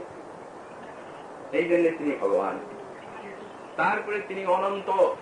অনন্ত ব্যাখ্যাকার বললেন তার বিনাশ নেই, অতএব যারা তাকে উপাসনা করেন তাদেরও বিনাশ হয় না। অর্জুনকে বললেন, কোনতে প্রতি জানি রমে ভক্ত সতী, এ কোনতে তুমি ভূত বাদন সহকারে দৃশ্যে প্রচার করে দিতে পারো যে আমার ভক্তের বিনাশ নাই। অর্জুনকে বলছেন তুমি প্রচার করো। অর্জুন বললেন, ঠাকুর আমি প্রচার করতে চাও, কারণ দেখো তোমার ভক্তের বিনাশ নেই এ কথা তুমি নিজে বললে লোকে যেমন মানবে, আমি অন্য লোক, আমি বললে কি লোকে সেইরূপ মানবে? অতএব তুমি ঘোষণা করো না যে তোমার ভক্তের বিনাশ নেই। ভগবান বললেন এই সিদ্ধান্তটি এত, আমার ভক্তের বিনাশ নেই সিদ্ধান্তটি আমি এমন ভাবে প্রচার করতে চাই যাতে কেউ এই সিদ্ধান্তের কোন প্রকার এদিক ওদিক করতে না পারে। ভক্ত বললে সেটি হবে, আমি বললে হবে না। অর্জুন বলছেন, প্রভু তুমি বললে হবে না কেন? ভগবান বলছেন, দেখো লীলা ক্ষেত্রে এসে অনেক সময় আমাকে মিথ্যে কথা বলতে হয়। মাটি খেলাম, আর যখন মা এসে হাতে ধরে বললো বল কেন মাটি খেয়েছিস, তখন একেবারে মিথ্যে কথা বলে দিলাম, না মা আমি মাটি খাই। যারা সন্ধ্যাকে বধ করার জন্য যাচ্ছেন অর্জুন এবং ভীমসেনকে নিয়ে, যখন যাচ্ছেন তখন বলছেন, ভাই ভীম অর্জুন এখন কিন্তু ওর কাছে মিছে কথা বলতে হবে, যদিও জিজ্ঞাসা করে তোমরা কে, তখন বলতে হবে আমরা ব্রাহ্মণ। ভীম অর্জুন বলছেন, দেখো কৃষ্ণ আমাদের দ্বারা মিথ্যে কথা বলা হবে, আমরা বলবো আমরা ক্ষত্রিয়ের ছেলে। কৃষ্ণ বলছেন, তাহলে তোমাদের কিছু বলার দরকার নেই, চুপ করে থাকো। আমার মিছে কথা বলার ভাষ আছে, আমি ছোটবেলা থেকে মিশে বলছি, সুতরাং আমার বাঁধবে না, আমি বলবো যা বলা, তোমরা চুপ করে থাকো। যেমনি যারা সুন্দর জিজ্ঞাসা করলেন কে আপনারা, কৃষ্ণ বললেন আমরা ব্রাহ্মণ, নিজে কথা বলে। সুতরাং অর্জুনকে বলছেন, যদি তুমি আমায় বলতে বলো তাহলে লোকে যদি আমাকে প্রশ্ন করে যে তুমি যে বলছো তোমার ভক্তের নাশ নেই, সেটি মাকে যেমন মাটি খেয়ে বললে খায়নি সেই রকম সত্য নয় তো? তখন আমি কি জবাব দেবো বলো? ওনার কোন জবাব নেই। সুতরাং তোমার দ্বারা প্রতিজ্ঞা করাবো এই জন্য, সেও তো ভক্তের বাক্য নহে ব্যবচার। ভক্ত যা বলবে ভগবান তার পেছনে, ভক্তের মুখের থেকে যদি একবার বেরিয়ে যায় তাহলে তার আর দিক ওদিক হবার কোন উপায় নেই। এই জন্য অনন্ত নাশবিহীন, তাই বললেন ভগবানের যে ভক্ত হে মহারাজ তিনিও অবিনাশী, তার ভক্তির কোন বিনাশ নেই। এই যে একদিন হরিকথা শুনলেন, একবার কৃষ্ণ নাম উচ্চারণ করলেন, আর যদি জীবনে কিছু না করেন, সারা জীবন যদি সংসার হতে বেঁচে যায়, এটা যাবে নাকি? যাবার বস্তু। আমাদের গোস্বামীগণ দৃষ্টান্ত দিয়েছেন, বললে একটা হীরের টুকরো বা একটা সোনার টুকরো আবর্জনা গর্তে পড়ে গেল, আবর্জনাগুলি পচনশীল, সব নষ্ট, কিছু থাকবে না। বৃষ্টির জলে যখন দিনের পর দিন বছরের পর আবর্জনা সব পচে ধুয়ে গেল, সোনার টুকরোটি তখনও পাওয়া যায়, ওটা পচে যায় না আবর্জনা। তো বললেন, যদি একবার আপনি হরিনাম করেন কি একদিন হরি কথা শুনেন আর কোটি কোটি জন্ম যদি বিষয়ের মধ্যে ডুবে থাকে, ওটা আপনার ভান্ডারে জমা থাকবে, যায় না। এই জন্যই নামে ভক্ত পুনঃস্তুতি। আমাদের গোস্বামী পাদ দৃষ্টান্ত দিলেন, বললেন দেখুন রাজর্ষি ভরত সব ছেড়ে ভজনের জন্য বনে এলেন, হরিণ শিশুকে ভালোবাসলেন ভাগবত। হরিণ শিশুকে ভালোবেসে শেষকালে হরিণ হয়ে জন্মালেন। ভগবানের মমতা হরিণে চলে। মৃত্যুর সময়ে যে চিন্তা প্রবল হয়, মরণের পর সেই দেহ পাওয়া যায়, কিন্তু ভক্তি গেল, প্রজ্জ্বল হয়ে উঠল ভক্তি কাঞ্চন মুদ্রা। জাতিস্বর হলেন ভক্তির কৃপায়, বুঝতে পারলেন কি অন্যায় করছি। অতি কোন হরিণের সঙ্গে মিশলেন না, ভগবত চরণ চিন্তা করতে লাগলেন। অল্প সময়ে যখন দেহ ত্যাগ করছেন, তখন ভগবত চিন্তা এত প্রবল, সেই হরিণের জিহ্বায় কৃষ্ণ নাম প্রকাশিত হয়ে পড়লেন। মানুষের জিহ্বায় ভগবানের নাম উচ্চারিত হতে পারে, অসুর জিহ্বায় তো ভগবানের নাম উচ্চারিত হন না। কিন্তু ভরতের হরিণ জিহ্বাতে হরিনাম উচ্চারিত হলেন কি করে? মহাজন বলেন, ওই দেখুন ভক্তির কৃপা। আর হরিনাম সব প্রকাশ করছো, তার পড়া আছে তো। ভিন্ন মানুষ সময়ে হরিনাম এলো, পরজন্মে ব্রহ্মচি হয়ে জন্মালেন।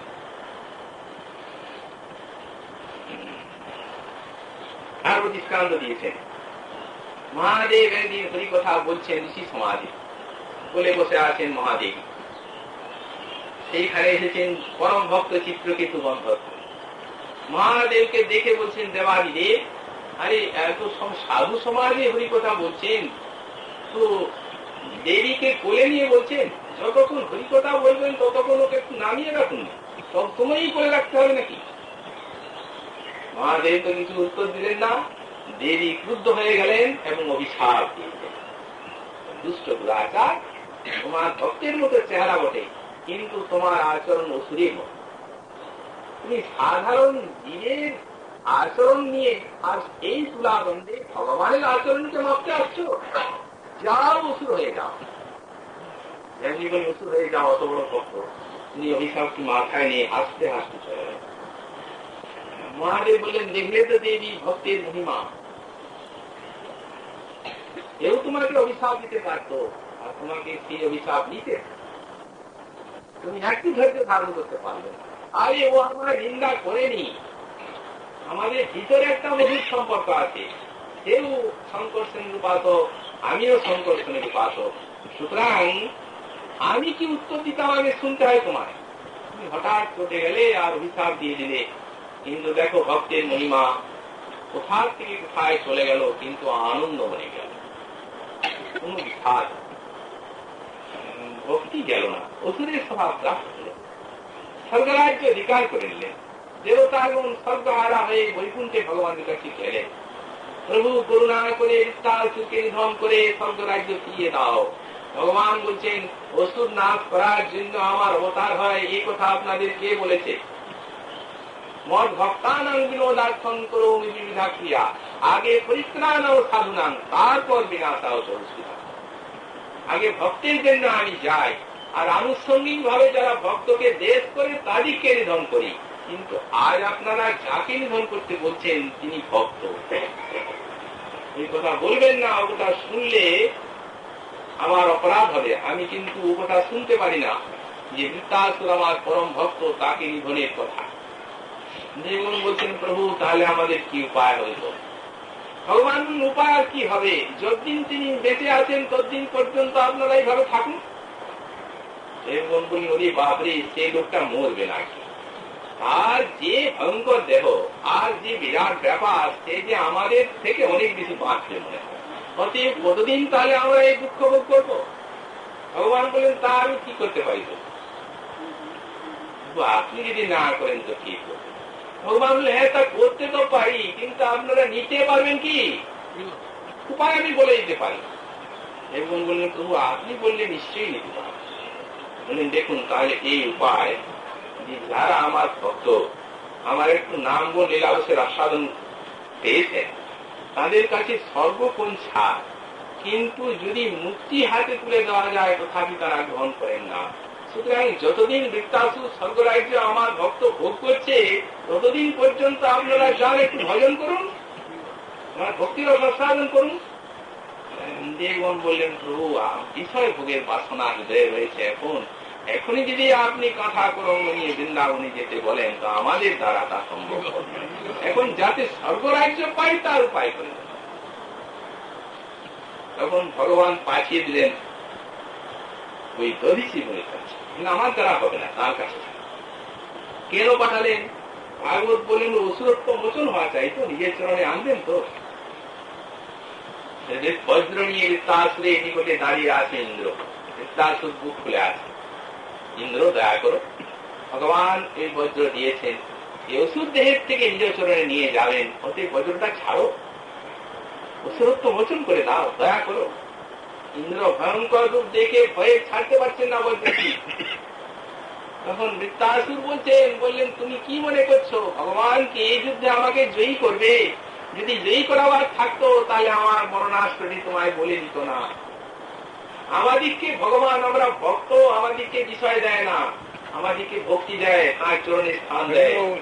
তার চরণে স্থান দেওয়ার জন্য বজ্রটা দিয়েছে, স্বর্গ দেওয়ার জন্য নয়। ওতে কেন দাঁড়িয়ে আছো? ইন্দ্র ছুটছে ভয়ে। তখন বৃত্তাসুর বলেছি তোমাকে স্তব করছি কেন?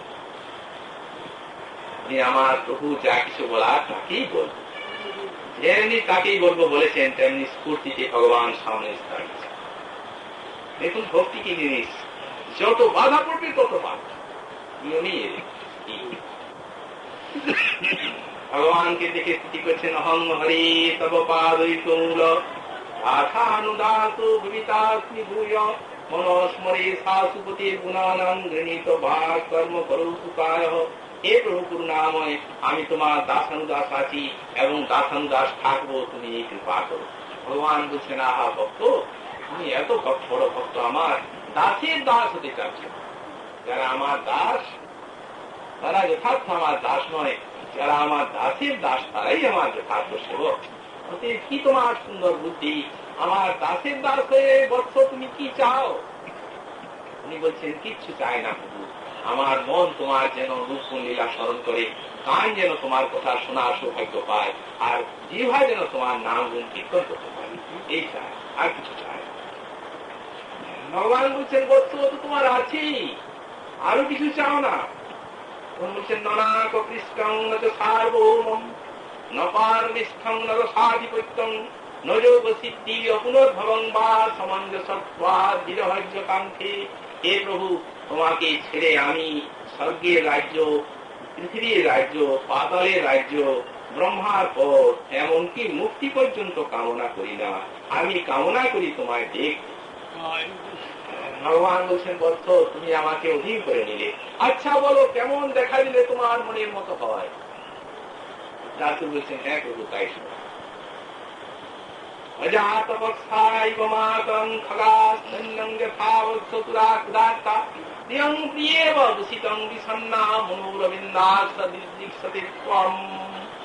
হে প্রভু,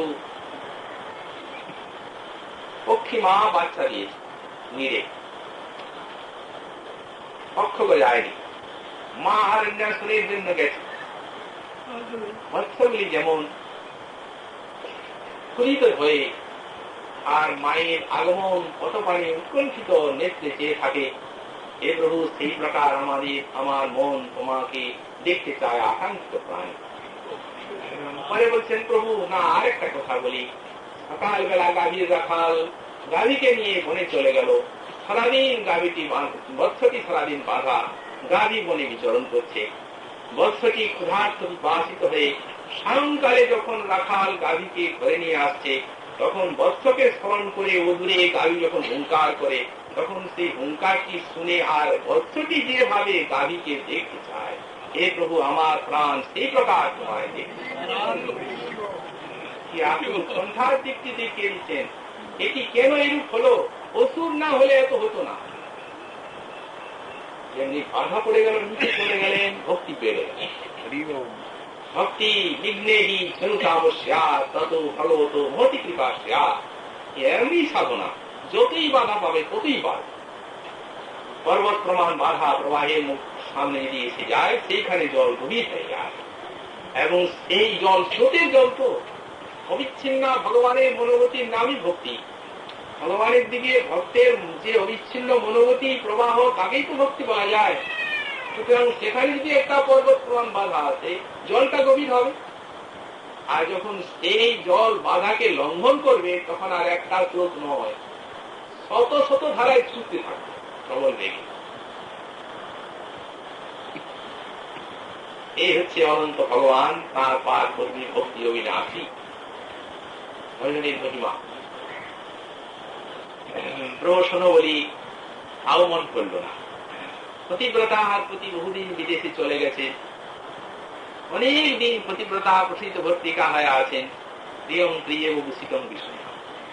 তারপর প্রতিপত্র দিয়েছেন অমুক দিনে অমুক গাড়িতে তিনি গৃহে যাচ্ছেন। যত সেই সময়টা অতিক্রান্ত হচ্ছে তত পতিব্রতার প্রাণ যেন পতিকে দেখতে চায়।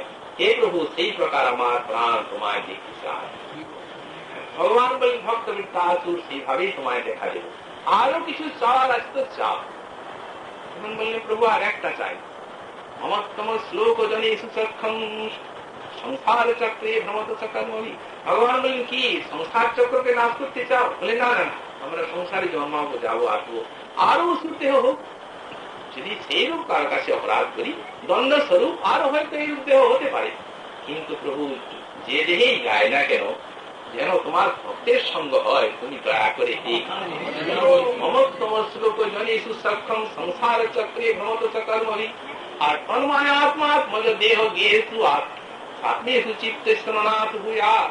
আর প্রভু তুমি সংসার দাও, স্ত্রী পুত্র দাও, সবই দাও, সংসারী হয়ে থাকবো, কিন্তু প্রভু যারা তোমার বিদ্বেষী, যারা তোমার বিমুখ, এই প্রকার স্ত্রী পুত্রের সঙ্গ যেন কোন জন্মে তুমি দিও না। ভগবত উন্মুখ স্ত্রী পুত্রের সঙ্গ কামনা করছেন, সংসার দাও, সংসারে যাব, কিন্তু তোমার বিমুখ স্ত্রী পুত্রের সঙ্গ যেন দিও না, তোমার উন্মুখ স্ত্রী পুত্রের সঙ্গ দিও। এই প্রার্থনা করলেন শেষে, এবং সংসার চক্রে ভ্রমণ কামনা করলেন তিনি। সুতরাং অনন্ত অবিনাশী। আর যারা ভজন করেন বললেন তং নিবৃত নিয়তার্থ ভজিত, ভগবানের নাম এবং লীলা ভক্তিপতাশ্রয় মাত্রে নিবৃত্ত আনন্দময় হয়ে গেল জীবন। আনন্দেই ভজনের আরম্ভ, আনন্দেই সমাপ্তি। ভক্তি সাধনা মধু, সাধনে মধু, সিদ্ধিত মধু, সমগ্র বিশ্বকে মধুময় করে দেবে। যখন ঋষিগণ ভগবানের জন্য প্রার্থনা করছেন, ঋগ্বেদের ঋষি, তখন বলছেন আমরা তোমার উপাসক, আমাদের জন্য মধুবাতারিতায়তে মধুমাত পার্থিবং রাজ মধুক্ষরন্তি সিন্ধব মাধীর্ণ সন্তৌষধি ওং মধু ওং মধু ওং মধু। হে ভগবান, আমরা তোমার উপাসক, আমাদের নিকটে সিন্ধু মধু ধারা বর্ষণ করবে, মধুবান হবে বনস্পতি, নিশিথিনী মধুময়ী হয়ে উঠবে, দেবাভাগে সূর্যালো আমাদের মধুধারা দান করবে, মধুমতি হবে গাভীর দল, মধুমান হবে বনস্পতি, প্রত্যেকটি পৃথিবীর রজরেণু আমাদের নিকটে মধুরাতি মধুরূপে প্রতিভাত হবে। দুঃখদায়ী পদার্থ প্রভু আমাদের কাছে আর কিছু থাকবে না, কারণ আমরাই তোমার উপাসক। ভগবানের উপাসকের কাছে সব মধুরতায় হয়ে সারা বিশ্ব। এই জন্য বললেন দেখো, যেমনি ভক্তিগত আশ্রয় করলেন আপনি, তেমনি আনন্দময় হয়ে গেল আপনার প্রাণ। এক ঋষি কয়েকজনকে আশীর্বাদ দিচ্ছে। একজন রাজপুত্র ঋষি চরণে প্রণাম করছেন। ঋষি আশীর্বাদ দিচ্ছে, রাজপুত্র চিরঞ্জীব, রাজপুত্র তুমি বেশি খুব দীর্ঘকাল বেঁচে থাকো, কারণ রাজার ছেলে হয়ে জন্মেছ, পূর্বে এমন কিছু স্বীকৃতি করেছিলে যার জন্য রাজার ছেলে হতে পেরেছ, আর এখন যা কাজ করছো সে তো মরার পরে তোমার নরকাদিতে যেতে হবে, তোমার বেঁচে থাকা লাভ বাঁচ। অবসরে এক মুনিপুত্র এসে প্রণাম করছেন ঋষি চরণে। ঋষি আশীর্বাদ দিচ্ছেন, মা জীবন পুত্র তুমি বাঁচবে না, তুমি মরে যাও, তার কারণ তুমি তো তপস্যা করছো, যতদিন বাঁচবে ততদিন তপস্যায় তোমার এই দেহ মন প্রাণ ছিন্ন হবে, আর মরে গেলে স্বর্গের তপস্যার ফল ভোগ সেখানে তো আছি, তোমার মরে যাওয়ার লাভ। অবসরে এক ভক্ত এসে ঋষির চরণে প্রণাম করছেন।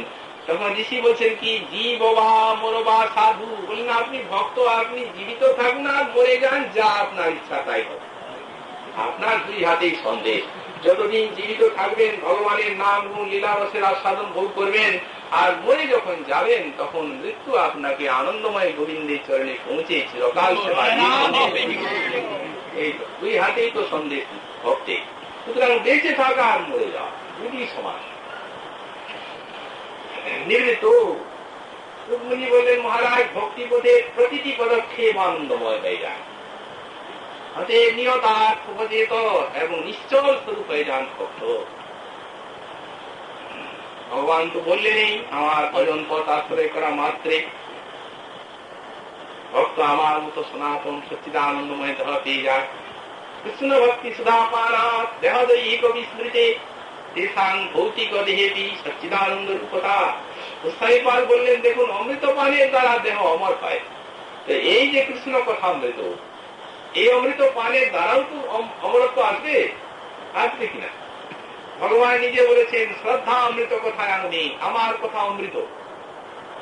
সেখানে ব্যাখ্যাকার লিখছেন, অমৃত যেমন শত ফল এবং ফলান্তরের সাধক, তেমনি কৃষ্ণ কথা শত ফল এবং ফলান্তরের সাধক। অমৃত আস্থাদ্য নিজে আর অমরত্বের সাধক, তেমনি যারা কৃষ্ণ কথা শুনছেন বলেন আস্থাদ্য বস্তু, আর ভিতরে যে অমরত্বের সাধক হচ্ছে, অর্থাৎ প্রেম জন্মাচ্ছে। শ্রবণের ইচ্ছা মাত্রেই প্রেম হয়ে যায়, ভগবান হৃদয়ে অবরুদ্ধ হয়ে যায়। সুতরাং আর তো বিনাশের কোন প্রশ্ন নেই। নিয়তার্থ নিশ্চল স্বরূপ হয়ে যায় ভক্তির জীবন ধারা। ভগবান যেমন সচ্চিদানন্দময়, দেখতে দেখতে তার দেহ মন প্রাণও সেই প্রকার সচ্চিদানন্দময় হয়ে যায়। ধ্রুব মহাশয় তিনি যখন তাকে নিয়ে যাওয়ার জন্য যখন যান এলো, তখন ধ্রুব মহাশয় চতুর্ভুজ রূপ ধারণ করলেন। আমাদের ভাগবতে দেখা যায় সেই দেহটাই উজ্জ্বল হয়ে গেল, আর তিনি রথে আরোহণ করলেন, ধ্রুবলোকে বিষ্ণুদূত নিয়ে গেল। শ্রী গোপকুমার যখন বৈকুণ্ঠে যাবেন, বৃহৎ ভাগবতামৃতে দেখা যায়, তখন বিষ্ণুদূতগণ বলছেন, চতুর্ভুজ না হলে বৈকুণ্ঠে যাওয়া যায় না, এই দেহটা তুমি ছেড়ে দাও, চতুর্ভুজ রূপ ধরো, তুমি বৈকুণ্ঠে নিয়ে যাও। ওনার বৈকুণ্ঠে যাওয়ার আকাঙ্ক্ষা আছে, কিন্তু দেহটি ছাড়ার আকাঙ্ক্ষা নেই। উনি বলেন, আপনারা বৈকুণ্ঠে নিয়ে যান আর না যান, আমি এই দেহ ছাড়বো না। তখন ভগবানের ইচ্ছায় সেই দেহটি দেখতে দেখতে উজ্জ্বল একেবারে জ্যোতির্ময় হয়ে, তখন বিষ্ণুদূত বুঝলেন নারায়ণের ইচ্ছা যে একে এই দেহেই নিতে, এই জন্য তো উজ্জ্বল হলো এত দেহ। তখন রথে আরোহণ করায় নিয়ে। সুতরাং এখানে আমরা দেখতে পাই যে ভক্তের দেহ সেটিও জরাব্রাধি গ্রস্ত হচ্ছে, মরে যাচ্ছে, কিন্তু ওটা আমাদের মায়াময় দৃষ্টিতে ওইরূপ দেখা যায়। মরলোক তো ভগবান আসেন, তিনি নিজেও একটা অভিনয় করে যান, জরা ব্যাস কৃষ্ণের পায়ে বান বিদ্ধ, এটা একটা ছল নিয়ে যাচ্ছেন তিনি। এতে তিনি কি দেখাচ্ছেন? লীলার দ্বারা, লীলার দ্বারা দেখাচ্ছেন যে ভাই দেখো, আমি ভগবান চিদানন্দময় বস্তু, কিন্তু মরলোকে আমারও মৃত্যু আছে, আর তোমার কোন ছাড় যে নিজেকে অমর ভেবে বসে আছো? আরে ভাবো না যে তোমাকে মরতে হবে, একদিন মরতে হবে, এই কথা ভাবলে তো আর মন্দ কাজ করবে না, তবে তো আমার উপাসনা হবেই তোমাদের। ওটা দেখাচ্ছেন তো তিনি। মরলোক যখন, তখন তো মরতে হবেই, কিন্তু আমাদের দৃষ্টিতে, আসলে শাস্ত্রের দৃষ্টিতে ভক্তের মৃত্যু নাই, তিনি নিশ্চল সত্য। মহাজন দৃষ্টান্ত দিয়েছেন বিড়ালি দন্ত স্পর্শ ন্যায়। বিড়ালি যখন ইঁদুরকে ঘরে দেখবেন, তখন ইঁদুরকে একবারে ঘাড় ভেঙে মেরে আর তাকে খেয়ে ফেলে। সেই বিড়ালি যখন বাচ্চা দেয়, তখন বাচ্চাগুলিকেও সেই দাঁত দিয়ে ধরে। হয়তো আপনারা দেখে থাকবেন, শীতকালে মনে করুন বিড়ালির বাচ্চা কোন জায়গায় পড়ে আছে, সে যখন সন্ধ্যা হবে লক্ষ্য করে রাখবেন, সেই সময় বাচ্চাগুলিকে যেখানে উনুনের গরম সেই জায়গায় নিয়ে যায়, ঠান্ডা না লাগে। তো দূরের থেকে যখন নিয়ে যায়, তখন আগে এসে এত ভালোবাসতে আরম্ভ করবে ওদের বাচ্চাগুলিকে, খুব ভালোবাসতে ভালোবাসতে ধীরে ধীরে ধীরে ধীরে এই জায়গায় কামড়। সেই দাঁত ইঁদুরকে ধরেছে, সেই দাঁত অন্য দাঁত নয়। আর সেই রকমই কামড়টা বাইরে দেখা যায় আমাদের চোখে, ওই রকমই, কিন্তু এমন স্নেহের কোমল কামড় দিয়ে দন্ত স্ফুটন একটু করবে না, আস্তে আস্তে নিয়ে যাবে। মাঝে মাঝে ওই কোমল কামড় বলে হয়তো বাচ্চাটা পড়েও যায় আবার, আর সেই নিরাপদ জায়গায় নিয়ে রাখ। তো তেমনি কৃষ্ণ বহির্মুখ জীবকে যখন মৃত্যু ধরে, তখন একেবারে ঘাড় ভেঙে তাকে হত্যা করে দুঃখ দিয়ে খেয়ে ফেলে, নরকে ফেলে দেয়। আর সেই মৃত্যু যখন ভগবানের স্বরূপ হচ্ছে কাল, একটা কাল চেষ্টা মাহু চেষ্টতে যেন বিশ্বম, তিনি যখন ভক্তকে ধরতে আসেন তখন স্নেহের কোমল কামড় দিয়ে আর এই মরলোকের থেকে চিদানন্দময় আনন্দময় গোবিন্দের চরণারবিন্দে পৌঁছে দেন, যাও এখানে চিরকাল থাকো। দেখতে তো একই রকম দেখা যায়, ভিতরে যথেষ্ট দিয়ে। এই জন্যই বললেন তং নিমিত্ত নিয়তার্থ বচেত সংসার হেতু পরমশ্চর্য। এই যে সংসার হেতু পরম বলা হলো, এটি হচ্ছে অবিদ্যার নাশ, একটা চকার দিক। সংসার হেতু পরমশ্চর্য, এই চকারটির ব্যাখ্যা করেছেন গোস্বামীপাদ, চকারা তৎপ্রাপ্তি জ্ঞেয়া। এই সংসার হেতু যে অবিদ্যা, এই অবিদ্যা নাশ ভক্তির ফল নয়, আনুষঙ্গিক ভাবে এই অবিদ্যা নাশ হয়ে যায়। সূর্য উঠলে আনুষঙ্গিক ভাবে অন্ধকার নাশ হয়, আর মুখ্য কার্য ধর্ম কর্ম মঙ্গল প্রকাশ হয়। তেমনি ভগবানের উপাসনার দ্বারা আনুষঙ্গিক ভাবেই সংসার নাশ হয়ে যায়, আর মুখ্য ফলে কি হয়? মুখ্য ফলে ভগবানের পারপণ্যে প্রেম সঞ্জাত হয়, গোবিন্দ চরণে সেবা লাভ করে ধন্য হয়। এটি হচ্ছে ভক্তি ভজনের মুখ্য ফল। ওটা ভক্ত চায় না যে সংসার নাশ হোক। আমরা এখনি বিস্তারের কথা বললাম, ভগবান ধ্রুবকে দিতে চেয়েছিলেন। ধ্রুব যখন বললেন তোমার ভক্তের সঙ্গে যেন তোমার কথা শ্রবণের সৌভাগ্য পায়, তখন ভগবান বললেন এই মায়ার আসক্তি কোথাও শুনতে দেয় না, ভজনও করতে দেয় না। সুতরাং তুমি আরেকটা চাও, আমি বলছি, যাতে মায়া মুক্তি চেয়ে নাও, সুন্দরভাবে ভজন করতে পারো। ধ্রুব হাত জোর করে বললেন প্রভু, আমরা তোমার ভক্ত, মায়া মুক্তি আমরা কেন চাইব? মায়া মুক্তি আমাদের চাই, আমরা মায়া মুক্তিকে চাইতে যাব কেন? এইখানে একটি দৃষ্টান্ত দিয়েছেন, তব কথামৃত পান অবস্থা। বললেন যেমন প্রভু সন্ধ্যার প্রাককালে কোন মাতাল খুব মদ খেয়ে মদের দিক থেকে রাত্রে চলছে, চলতে চলতে তার কোথায় যে রাত্রি সকাল হয়ে যায় এবং কোনখানে গায়ের বসন স্খলিত হয়ে পড়ে তা যেন মাতাল বুঝতেই পারে না। তেমনি আমরা এই যখন তোমার নাম গুণ লীলারসে মেতে, এই তোমার লীলারস এবং নাম রস রূপ মদিরা পান করে যখন মত্ত হয়ে ভক্তি পথে চলবো, তখন এই ভবনিশা কোথায় যে আমাদের সকাল হয়ে যাবে, আর দেহের সংসার বন্ধন কোনখানে যে স্খলিত হয়ে পড়বে আমরা বুঝতেই পারবো না প্রভু। সেটি তোমার কাছে আমরা চাইতে যাব কেন? এই জন্য সংসার হেতু পরমষ্ট চকারটি এই জন্য।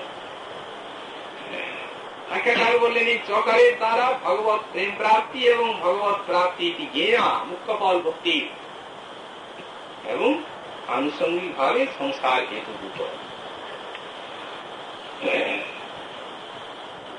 এই ভক্তি পথ কোন প্রয়াস নেই, আনন্দের আরম্ভ, আনন্দের পরিসমাপ্তি। এবং সেই ভক্তি পথকে আশ্রয় করে ধন্য হওয়ার জন্যই আমাদের ভগবানের করুণায় মানব দেহ ধারণ করে আসা।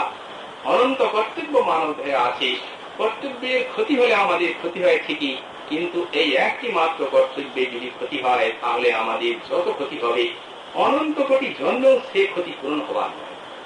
অন্যান্য ক্ষতি জগতে হাজার ক্ষতি, কিন্তু এই একটি কর্তব্যের ত্রুটি বিচ্যুতি যদি জীবনে আসে তাহলে কিন্তু অনন্ত জন্ম আমাদের ভক্তি হবে। একটুখানি যদি উপাসনা করে যায় আর কোন চিন্তা, অনন্ত কল্যাণ আমাদের নিকটে এসে আর আমাদের আত্মাকে একদিন শাশ্বত এবং আনন্দ রাজ্যে প্রতিষ্ঠিত করবেই। তো সাইপাদ বললেন ভগবান ভক্ত জনং নমস্তু নিষ্ঠে, যেখানে যাই যত জন্ম লাগুক না কেন ভক্তি পথে যদি অবস্থান করি তাহলে ভগবান ভক্তকে কোন সময়ই ছাড়তে চাইবেন না, চান না। একদিন না একদিন ভগবান ভক্তকে তার চরণে আকর্ষণ করবে নেই, তাতে কোনো সন্দেহ নেই। সুতরাং এই ভক্তির মধুরতা ভাগবতের আরম্ভেই শ্রী সুকুনি মহারাজ পরীক্ষিতের নিকটে কীর্তন করলেন। আমরা শ্রী ভগবানের পাদ পদ্মে প্রার্থনা করি, এটি সাক্ষাৎ প্রেমাবতার শ্রী নিতাই গৌরীর যুগ, তারা বিশ্বজীবের জন্য এই প্রেম রূপ ঢুকন এনেছেন। সুতরাং যাতে আমরা এই প্রেম রসের আস্বাদন বিন্দু মাত্র লাভ করে ধন্য হতে পারি, এই প্রেমাবতার শ্রী নিতাই গৌরীর চরণারবিন্দে আমরা এই প্রার্থনা জানি। আর আজকাল শ্রী ভাগবতী কথা এখানেই